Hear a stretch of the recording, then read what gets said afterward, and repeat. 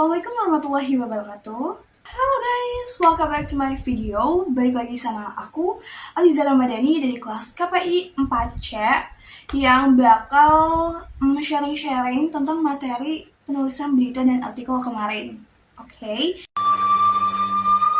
By the way, anyway, busway, kali ini kita bakal bahas tentang strategi efektif dalam penulisan berita dan hukum, kriminal, politik, dan ekonomi, serta teknik peliputannya. Pasti teman-teman udah nggak sabar banget kan, jadi kita langsung masuk aja ke pembahasannya. Dibenerin dulu kayak... Yang pertama ada teknik peliputan berita hukum. Berita hukum ini mencakup laporan tentang peristiwa yang terjadi di kalangan hukum, seperti misalnya kasus hukum, perkembangan hukum, dan juga undang-undang hukum yang baru. Nah, untuk teknik penulisan berita hukum, yang pertama itu adalah menentukan tema dan juga topik, mengambil sudut pandang, menggunakan istilah hukum dengan tepat, menggunakan sumber berita penulisan hukum, membuat berita hukum yang mudah dipahami, mengetahui ketentuan dan syarat penulisan opini hukum di media massa, menggunakan hyperlink atau sumber lain, dan yang terakhir ada membaca dan belajar. Oke, yang kedua ada teknik peliputan berita kriminal. Berita kriminal adalah suatu laporan peristiwa yang masih hangat, masih baru, dan juga menarik tentang suatu hal yang bersangkutan dengan kejahatan atau suatu kasus kriminal. Nah, berita kriminal ini tuh kayak mendokumentasikan suatu hal atau peristiwa seperti penodongan, begal, pencurian, pokoknya hal-hal kejahatan ya kriminal. Oke, sekarang kita masuk ke teknik penulisan berita kriminal. Yang pertama yaitu mendalami inti dari permasalahan secara mendalam. Yang kedua, merancang lead berita yang menarik bagi pembaca. Yang ketiga, menetapkan sudut pandang berita. Yang keempat, analisis bahasa jurnalistik berita kriminal. Yang kelima, mencari akar penyebab peristiwa. Yang keenam, menggunakan gaya tulis naratif. Yang ketujuh, melakukan peninjauan langsung oleh wartawan. Yang kedelapan, memiliki punch yang kuat. Dan yang terakhir, bahasa berita harus mudah dipahami oleh masyarakat. Dan juga bentuknya harus sederhana tapi juga normatif. Nah, yang ketiga ada teknik peliputan berita politik. Nah, untuk teknik peliputan berita politik merupakan teknik atau cara yang dilakukan oleh wartawan dalam meliput berita politik.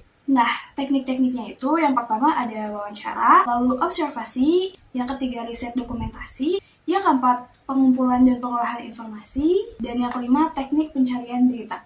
Nah, yang keempat ada teknik peliputan berita ekonomi. Berita ekonomi meliputi peristiwa atau informasi yang muncul dari sistem aktivitas manusia yang berhubungan dengan produksi, distribusi, pertukaran, dan konsumsi barang dan jasa.